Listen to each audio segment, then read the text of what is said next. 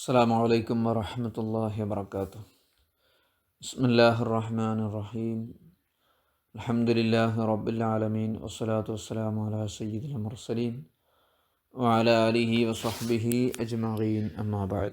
اللهم اغفر لنا ورحمنا ولوالدينا ولجميع المؤمنين والمؤمنات. فصل في القسم والنشوز.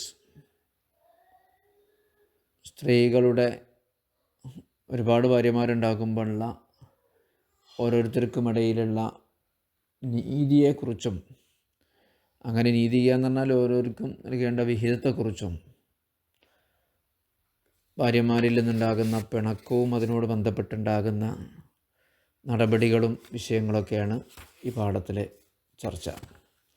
മത്തിന് പറയുകയാണെങ്കിൽ ഇങ്ങനെയാണ് ഉണ്ടാവുക: യജിബു ഖസ്മുല്ലി സൗജാത്തിൻ, ഭാര്യമാർക്കിടയിൽ നീതിയോടെ ഓഹരി ചെയ്യൽ, തൻ്റെ പങ്കാളിത്തത്തെ ഓഹരി ചെയ്യൽ നിർബന്ധമാണ്. അവരുടെ താമസം പങ്കുവെച്ച് നൽകൽ നിർബന്ധമാണ്. ഈ പങ്കുവെക്കുക എന്നാണ് ഖസ്മ് എന്ന് പറഞ്ഞാൽ. പക്ഷപാതിത്വം പാടില്ല. ഒന്നിലധികം ഭാര്യമാരുണ്ടെങ്കിൽ അവർക്കിടയിലുള്ള താമസം പങ്കുവെക്കൽ നിർബന്ധമാണ്.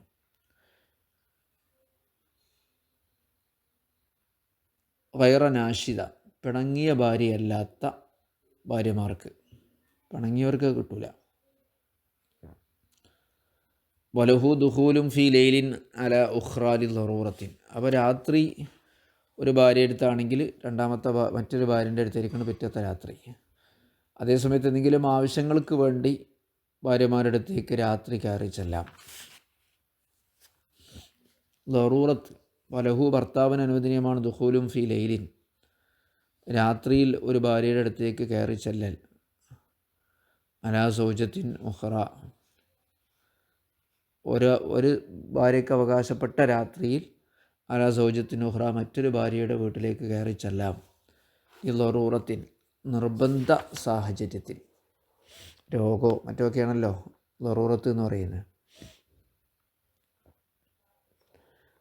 വഫീ നഹാരിൻ, പകൽ ഒരു ഭാര്യയ്ക്ക് അവകാശപ്പെട്ട രാത്രിയിൽ പകലിൽ മറ്റൊരു ഭാര്യ അടുത്തേക്ക് ചെല്ലാം. ലിഹാജത്തിന്, എന്തെങ്കിലും ആവശ്യത്തിന് വേണ്ടി. ആദ്യം പറഞ്ഞത് ലറൂറത്ത് നിർബന്ധം എന്നാണ്. ലിഹാജത്ത് ഇവിടെ ആവശ്യത്തിന് വേണ്ടി, മത്സ്യം കൊണ്ടെടുക്കാനോ അങ്ങനെയുള്ള കാര്യങ്ങൾ, ഇബാദത്തിനോ രോഗം സന്ദർശിക്കാനോ ചെലവേൽപ്പിച്ചു കൊടുക്കാനോ അങ്ങനെയൊക്കെ. പക്ഷെ എന്താവരുത്, ബിലാ ഇത്വാലത്തിൻ, കൂടുതൽ താമസിക്കരുത്. അത്വാല, താമസിപ്പിക്കാതെ. വാക്സറുഹു സലാസുൻ, ഈ താമസം പങ്കുവെക്കുന്നതിൻ്റെ കൂടുതൽ ദിവസം സലാസിന് 3 ദിവസമാണ്. 3 ദിവസത്തിലധികം ഒരു ഭാര്യൻ്റെ അടുത്ത് നിൽക്കാൻ പാടില്ല.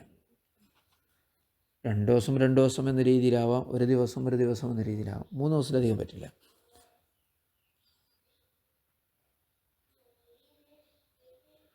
ഒരു ഭാര്യ കോഴിക്കോടോ ഒരു ഭാര്യ മംഗലാപുരത്തോ എവിടെയായാലും ഒരു ഭാര്യൻ്റെ അടുത്ത് 3 ദിവസം നിൽക്കാൻ പാടും. വലി ജദീദത്തിൻ ബിക്കിരിൻ സബോൻ, അതേ സമയത്ത് ഒരാൾക്കൊരു ഭാര്യ ഉണ്ടായിരിക്കും, മറ്റൊരു പെണ്ണിനെ കല്യാണം കഴിച്ചാൽ അത് ബിക്കറാണെങ്കിൽ അവൾക്ക് മാത്രമായിട്ട് 7 ദിവസം കൊടുക്കാം. വലി ജദീദത്തിൻ, ഒരു പുതിയ പെണ്ണിന്, ബിക്കിരിൻ, ബിക്കറായ പുതിയ പെണ്ണിന് സബോൻ 7 ദിവസം അധികം നൽകുന്നതാണ്. തുടർച്ചയായിട്ട് 7 ദിവസം വരെ നിൽക്കാം. സയ്യിബിൻ, സയ്യിബായ സ്ത്രീയാണ് ഒരാൾ ഭാര്യ നിലവിലുണ്ടായിരിക്കെ കല്യാണം കഴിക്കുന്നതെങ്കിൽ അവൾക്ക് അധികമായിട്ട് സലാസിന് 3 ദിവസവും കൊടുക്കാം. ഈ 3 ദിവസം പിന്നെ മറ്റുള്ള ഭാര്യമാർക്ക് നൽകേണ്ടതില്ല. അതുപോലെ 7 ദിവസവും ഖളാ വീട്ടേണ്ടതില്ല, വീണ്ടെടുക്കേണ്ടതില്ല, പരിഹരിക്കേണ്ടതില്ല. ഇനി ഭാര്യ പിണങ്ങിയാൽ എന്താ ചെയ്യുക? വഹജറ മൽജഅൻ, കിടക്കുന്ന സ്ഥലത്ത് അവളെ വെടിയുക. വലറബഹ, അവൾ അടിക്കുകയും ചെയ്യാം. ബിനുഷൂസിൻ, പിണക്കം കാരണത്തിന് വേണ്ടി. അടിച്ചാൽ ഉപകാരം ഉണ്ടാവുമെങ്കിൽ കേട്ടോ, അല്ലാതെ വെറുതെ അടിക്കുക എന്നല്ല.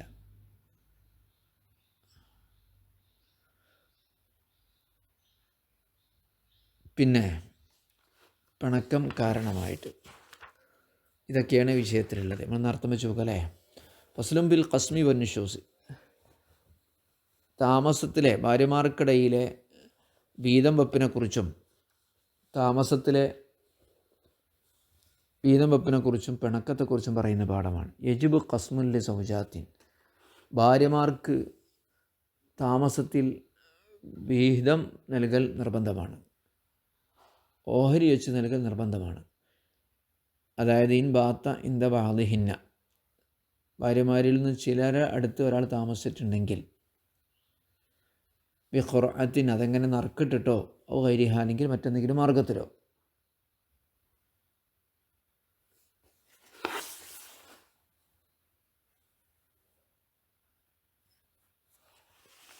ഖുർആത്ത് പറഞ്ഞ നറുക്കിട, അതായത് ഇൻ ബാത്ത ഇന്ദ ബാദിഹിന്ന ബിഖുർഅത്തിൻ ഔ ഗൈരിഹ, നറുക്കിട്ടിട്ടോ മറ്റോ ഏതെങ്കിലും ഒരു ഭാര്യയുടെ അടുത്ത് ഒരാൾ താമസിച്ചിട്ടുണ്ടെങ്കിൽ, ബാത്താണ് രാത്രി താമസിക്കുക എന്ന് പറയാം. ഇനി പകലായാലും അങ്ങനെ തന്നെയാണ്. ഫെയിൽ സമൂഹ അവന് നിർബന്ധമാണ് ഖസ്മുൻ ബാക്കിയ മിനുഹുന്ന, ബാക്കിയുള്ള ഭാര്യമാർക്ക് ഖസ്മ ചെയ്യൽ. ഈ പാഠം തന്നെ എന്തിനാണ് കൊടുക്കണമെന്നൊക്കെ ചിലർക്ക് സ്ത്രീകൾക്കൊക്കെ സംശയം ഉണ്ടാവും. ഒന്നെന്നെ ഇപ്പോൾ ധാരാളം, രണ്ടാമത്തേനെ കുറിച്ച് ആലോചിക്കുക വേണ്ട എന്നായിരിക്കും ഇപ്പോൾ ആലോചിക്കുക. വലോ ഖാമ ബിഹിന്ന ഉദുറുൻ, അവർക്ക് ചില ഭാര്യമാർക്ക് കാരണങ്ങളുണ്ടെങ്കിൽ പോലും ഖസ്മ വേണം. മറത്, രോഗം, ഹയല് എന്നെഴുതിയിട്ട്, ഹയലുള്ള സ്ത്രീയാണെന്ന് എഴുതിയിട്ട് അവൾക്കുള്ള ഖസ്മ തടയാനൊന്നും പറ്റില്ല. ഈ രാത്രിയിലെ രാപ്പാർക്കൽ മാത്രമല്ല, മറ്റും സുന്ന തസ്വിയത്ത് ബൈനഹുന്ന, ഭാര്യമാർക്കിടയിൽ തുല്യത പാലിക്കൽ. ഖുർആൻ വ്യക്തമാക്കി പറഞ്ഞതാണല്ലോ, നിങ്ങൾ ഒന്നിലും കിട്ടുകയാണെങ്കിൽ നിങ്ങൾ നീതി ചെയ്യും എന്നുണ്ടെങ്കിൽ നീതി ചെയ്യില്ല എങ്കിൽ ഒന്ന് മാത്രമേ പറ്റുള്ളൂ. നീതി ചെയ്യാൻ കഴിയില്ല, അതാണ് അതിൻ്റെ രസം. നീതി ചെയ്യാന്നുള്ള വലിയ പണി തന്നെ. അവർക്കിടയിൽ നമുക്ക് മനസ്സിലാവും അടുത്ത പാഠങ്ങളിങ്ങനെ വരുമ്പോൾ. മറ്റ് ഇസ്തിംതാഇൻ്റെ, ഭാര്യമാരിൽ നിന്ന് ഒരാളെടുക്കുന്ന സുഖത്തിൻ്റെ എല്ലാ ഇനങ്ങളിലും തുല്യത ചെയ്യൽ സുന്നത്താണ്. ഒന്ന് മാത്രമേ ഒഴിവുള്ളൂ. വലാ യുആഖദു ബിമൈലിൽ ഖൽബി ഇലാ ബഅദ്, ചിലരോട് ഉണ്ടാകുന്ന മാനസിക താല്പര്യത്തിൻ്റെ പേരിൽ അള്ളാഹു തആല അയാളെ ശിക്ഷിക്കൂല. അഖദ ബിഹി എന്ന് പറഞ്ഞാൽ ശിക്ഷിച്ചു എന്നർത്ഥം, പിടിച്ചു എന്നർത്ഥം ഉണ്ടെങ്കിലും യുആഖദു ബിമൈലിൽ ഖൽബി, അത് ചില ആൾക്കാർക്ക് സ്വഭാവ കൊണ്ടോ മറ്റോ ഒക്കെ ഉണ്ടാവൂലേ. റസൂലുള്ളാഹി സ്വല്ലല്ലാഹു അലൈഹി വസല്ലം തങ്ങൾക്ക് ഖദീജ ബീവിനോടുണ്ടെന്ന് പറഞ്ഞ മാതിരി, പിന്നെ ആയിഷ ബീവിനോടും. അത് അവരെ പാണ്ഡിത്യവും ഇൽമും പഠിക്കാനുള്ള താല്പര്യവും അങ്ങനത്തെ ബുദ്ധിശക്തിയൊക്കെ വെച്ചിട്ടാണ്. മറ്റുള്ള കാര്യത്തിൽ ഇസ്തിംതാഅ്, അവരിൽ നിന്ന് സുഖസൗകര്യങ്ങൾ എടുക്കുന്ന വിഷയത്തിൽ അവർക്കിടയിൽ തുല്യത നൽകൽ സുന്നത്താണ്. മാത്രമല്ല വല യുഅത്തിലഹുന്ന, അവരെന്ത് ചെയ്യരുത്, മുടക്കിയിടാതിരിക്കലും. അതൊരു പെണ്ണായാലും ഒന്നിലധികം പെണ്ണാണെങ്കിലും ആരെടുത്തേക്കും പോകാതിരിക്കുക. അത്വലാറ മുടക്കിയെന്ന ലീവിന് പറയാറില്ല, മുത്തലത്ത് എന്ന് പറയാറുണ്ട്. അത്വലാത്ത് ലീവുകൾ എങ്ങനെയാണ് മുടക്കൽ, മുടക്കാതിരിക്കൽ എങ്ങനെയാണ്? യബീത്തവും എല്ലാവരുടെ അടുത്തും താമസിക്കാൻ, ഞാൻ അങ്ങോട്ടും പോകണില്ല എന്ന് കരുതരുത്. എല്ലായിടത്തും പോവുകയാണെങ്കിൽ എല്ലായിടത്തും തുല്യമായ രീതിയിലാവും വേണം, അതാണ് നിയമം. ആരെയും മുടക്കാനും പാടില്ല. മുടക്കാതിരിക്കൽ എങ്ങനെ? യബീത്തഹുൻ, എല്ലാവരുടെ അടുത്തും താമസിക്കുക. ഭാര്യമാരുടെ വിഷയം പറയുന്നത് വലാ ഖസ്മ ബൈന ഇമാഇൻ, അടിമ സ്ത്രീകൾക്കിടയിൽ ഖസ്മില്ല. വലാ ഇമാഇൻ വ സൗജത്തിൻ, അടിമ സ്ത്രീയും ഭാര്യയും ആകുമ്പോഴും ഖസ്മില്ല. ഭാര്യമാർക്ക് മാത്രമേ ഉള്ളൂ, അടിമ സ്ത്രീകൾക്കില്ല. വാഷിറൂഹുന്ന ബിൽ മഅറൂഫ് എന്ന് പരിശുദ്ധ ഖുർആൻ പറഞ്ഞിട്ടുണ്ട്. അതും കൂടെ വിശദീകരിക്കാമല്ലോ. നേരത്തെ ഇപ്പം ഫൈലം തഅദിലു ഫവാഹിദ, നിങ്ങൾ നീതി ചെയ്യില്ലെങ്കിൽ ഒന്ന് മാത്രമേ കെട്ടാവൂ എന്ന് പറഞ്ഞതിൻ്റെ വിശദീകരണം അപ്പോൾ പറഞ്ഞത്. ഇനി പറയുന്നത് വാഷിറൂഹുന്ന ബിൽ മഅറൂഫ്, ഭാര്യ ഭർത്താക്കൾ വളരെ സ്നേഹത്തിൽ ജീവിക്കണം. ബിൽ മഅറൂഫ് എന്താണ് അതിൻ്റെ അർത്ഥം? മഅറൂഫ് വളരെ സന്തോഷത്തോടു കൂടി, അല്ലെങ്കിൽ സന്തുഷ്ട ദാമ്പത്യ ജീവിതം എന്നറിയില്ല, ഇതിനാണ് മുആശറത്തുൻ ബിൽ മഅറൂഫ് എന്ന് പറയാം. എന്താ ഈ സന്തുഷ്ട ദാമ്പത്യ ജീവിതം എന്ന് പറഞ്ഞാൽ? ഞാൻ യംതനിയ, മഅറൂഫ് എന്ന് പറഞ്ഞാൽ ഉറഫിൽ അറിയപ്പെട്ടത് പ്രകാരം, ശറഅ് കൽപ്പിച്ചത് പ്രകാരം, അങ്ങനെ പല അർത്ഥമുണ്ട്. അല്ലെങ്കിൽ ഉറഫ് പ്രകാരം എന്നൊക്കെ അതിൻ്റെ വിശദീകരണം. ഇതിനേക്കാളും വലിയൊരു വിശദീകരണം ആർക്കും നൽകാൻ കഴിയും തോന്നുന്നില്ല. എങ്ങനെയാണ് അപ്പോൾ സന്തുഷ്ട കുടുംബജീവിതം ഉണ്ടാവുക? കുറേ ക്ലാസ്സും ഒക്കെ കേട്ടിട്ടുണ്ടാവും. ഈ 2 വരി മാത്രം മതിയാവില്ലത്തിനും കൂടെ പകരം. ഇവരെ ഇബാറത്തൊക്കെ ഫുഖഹാവിൻ്റെ ഇബാറത്തൊക്കെ ആറ്റിക്കുറുക്കിയാണ്. ഇത് വേണമെങ്കിൽ ഒരു ഗ്രന്ഥമായിട്ട് തന്നെ വികസിപ്പിക്കാൻ പറ്റും. 2 പേജ് 2 വരി. ഒന്ന് ആലോചിച്ച് നോക്കി, നിങ്ങൾ നല്ലോണം ആലോചിക്കണം. ഞാനിത് അർത്ഥം വെച്ചതിന് ശേഷം. എന്താണ് ആശിറുഹുൻ നബിൽ മാറൂഫ് എന്ന് പരിശുദ്ധ ഖുർആൻ പറഞ്ഞാൽ? ഞാൻ യംതനിയ കുല്ലുൻ, ഓരോരുത്തരും ഉപേക്ഷിക്കുക. അമ്മ യക്റഹുഹു സാഹിബുഹു, തൻ്റെ കൂട്ടുകാരൻ വെറുക്കുന്ന കാര്യം, ഇഷ്ടമല്ലാത്ത കാര്യങ്ങൾ ഓരോരുത്തരും ഉപേക്ഷിക്കുക. വാക്കുകൊണ്ടും പ്രവൃത്തി കൊണ്ടും പെരുമാറ്റം കൊണ്ടും ചിന്ത കൊണ്ടും ഒക്കെ ഓരോരുത്തർ ഇംതന എന്ന വാക്ക് ഉപയോഗിച്ച്. ഞാൻ ഈ ഇബാറത്ത് കണ്ട് ഒരുപാട് അത്ഭുതപ്പെട്ടിട്ടുണ്ട്. ഇംതന എന്ന് പറഞ്ഞാൽ അയാളായിട്ട് സ്വയം കണ്ട് തടഞ്ഞു നിൽക്കുക, ഓരോരുത്തരെ നിയന്ത്രിക്കുക. അതാണല്ലോ ഇംതിന എന്ന് പറഞ്ഞാൽ. മന എന്ന് പറഞ്ഞാൽ തടഞ്ഞു എന്നാണ്. ഇംതന എന്ന് പറഞ്ഞാൽ സ്വയം കണ്ട് മാറി നിൽക്കുക.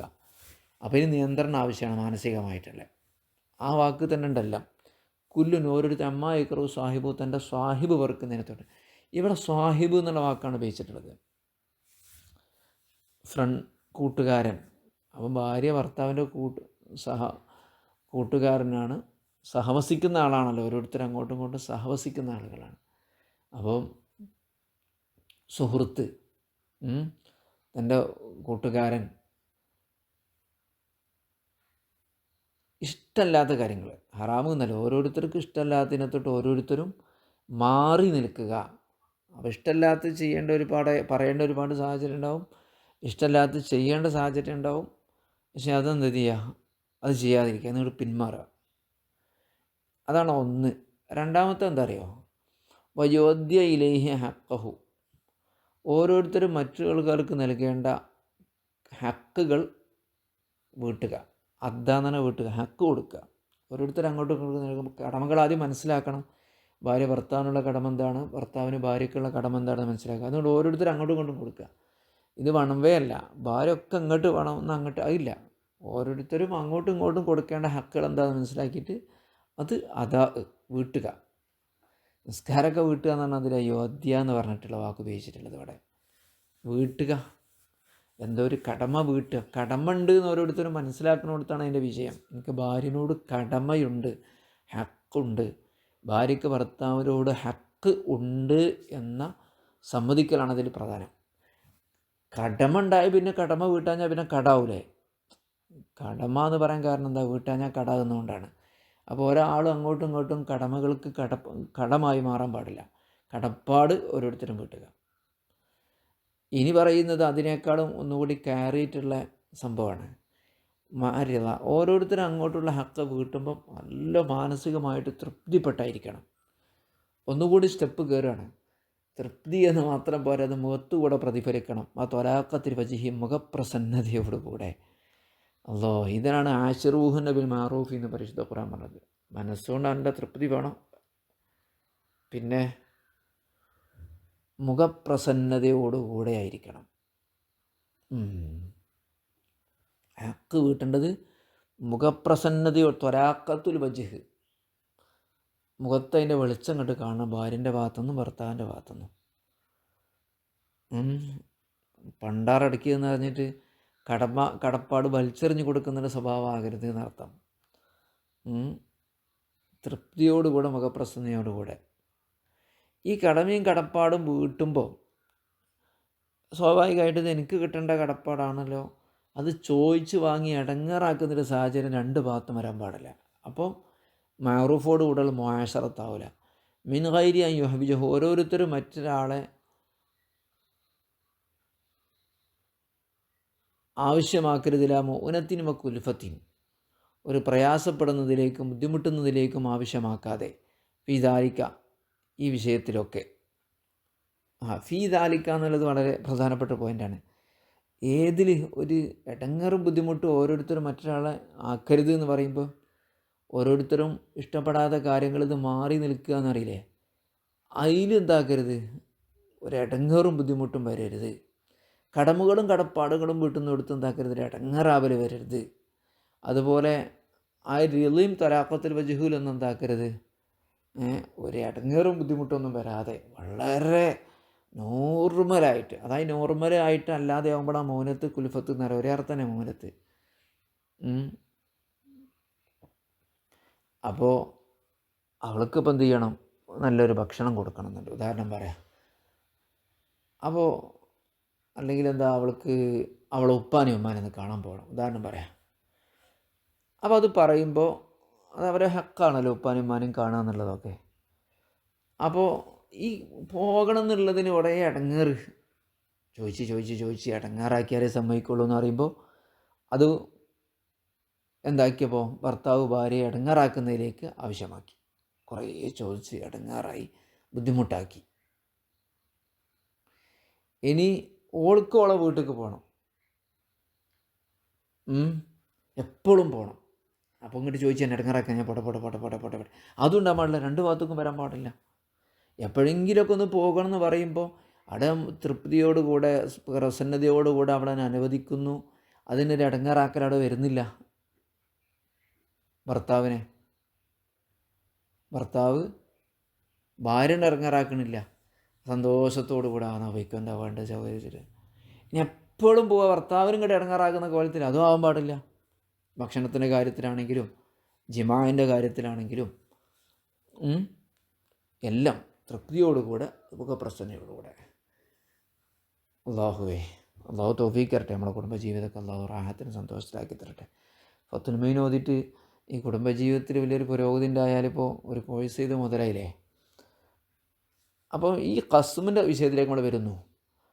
ഗൈരി മുഅ്തദ്ദത്തിൻ വത്ത്, ഈ ശുബ്ഹൻ്റെ വത്തിനെ തുടർന്നുള്ള ഇദ്ദയിലിരിക്കാത്ത സ്ത്രീക്ക്, ശുബ്ഹൻ്റെ വത്ത് ഉണ്ടായിക്കഴിഞ്ഞാൽ വേറെ ആളെന്ത് ചെയ്തു, വത്ത് ചെയ്തു അറിയാതെ, അപ്പം ഖസ്മ് വേണം. ലി തഹരീമിൽ ഖൽവത്തി ബിഹ, കാരണം ഇദ്ദയിരിക്കുന്ന സ്ത്രീയുമായിട്ട് ഒറ്റക്കാവൽ ഹറാമാണല്ലോ, പാടില്ല ഇദ്ദയിരിക്കുന്ന പെണ്ണുമായിട്ട്. സഗീറത്തിൻ, ചെറിയ പെൺകുട്ടികൾക്കുമില്ല. ലാ തുതീഖുൽ വത്ത്, ആ വത്തിന് സാധിക്കാത്ത ചെറിയ ഭാര്യമാർക്കും അല്ല, അവരല്ലാത്ത ഭാര്യമാർക്ക്. നാഷിദത്തിൻ, പിണക്കെന്നൊക്കെ പറഞ്ഞാൽ അതിനൊക്കെ മാനദണ്ഡമുണ്ട്. ഐ ഹാരിജത്തിൻ അൻ ത്വാഅത്തിഹി, അയാൾക്ക് അനുസരിക്കാത്ത. ഈ അനുസരിക്കാത്ത എന്ന് പറഞ്ഞാൽ എന്താ, അതിനിപ്പോൾ രണ്ട് കാരണമാണ് പറയുന്നത്. ലിയൻ തഖ്റുജ ബിഗൈരി ഇദ്നിഹി മിൻ മൻസിലിഹി, അയാളുടെ സമ്മതമല്ലാതെ അവൾ പുറത്തു പോകുക, വീട്ടിൽ നിന്നോ മറ്റോ പുറത്തു പോവുക, ഒന്ന്. രണ്ടോ തംനാഹു മിന തമത്തു ബിഹ, അവളുമായിട്ടുള്ള തമത്തുവിനെ അവൾ തടയുക. ഒരു കാരണമുണ്ട്, രോഗം മറ്റൊക്കെ ഉണ്ടെങ്കിൽ ഓക്കെ, അത് അയാൾക്ക് നൽകേണ്ട ഹക്കിൽ പെട്ടതാണ്. അപ്പോൾ അവനെ തടയുക. മിന തമത്തു ബിഹ, അവളുമായിട്ട് ഖുബുലത്തിനോ ഇങ്ങനെ ജിമാവിനോ ഓക്കെ. 3 ഔ തുഗ്ലിഖൽ ബാബ ഫി വജീഹി, അല്ലെങ്കിൽ അയാളുടെ മുഖത്തേക്ക് വാതിലടക്കുക.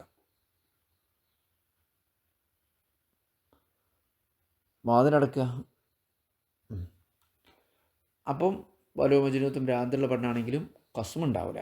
വൈരി മുസാഫറത്തിൻ വഹദഹ, അതുപോലെ ഇനി പിണക്കൊന്നും അല്ല, ഓള് യാത്ര പോയി, ഓൾക്കുണ്ടാവില്ല.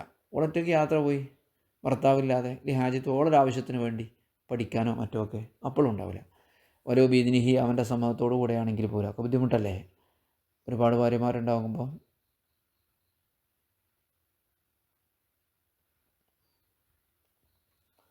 ഫലാ ഖസ്മലഹുന്ന കമാലാ നഫഖത്തുലഹുന്ന, ഈ പറയപ്പെട്ടവർക്കൊന്നും നഫഖയില്ലല്ലോ, ചെലവും വസ്ത്രമൊന്നും ഇല്ലല്ലോ.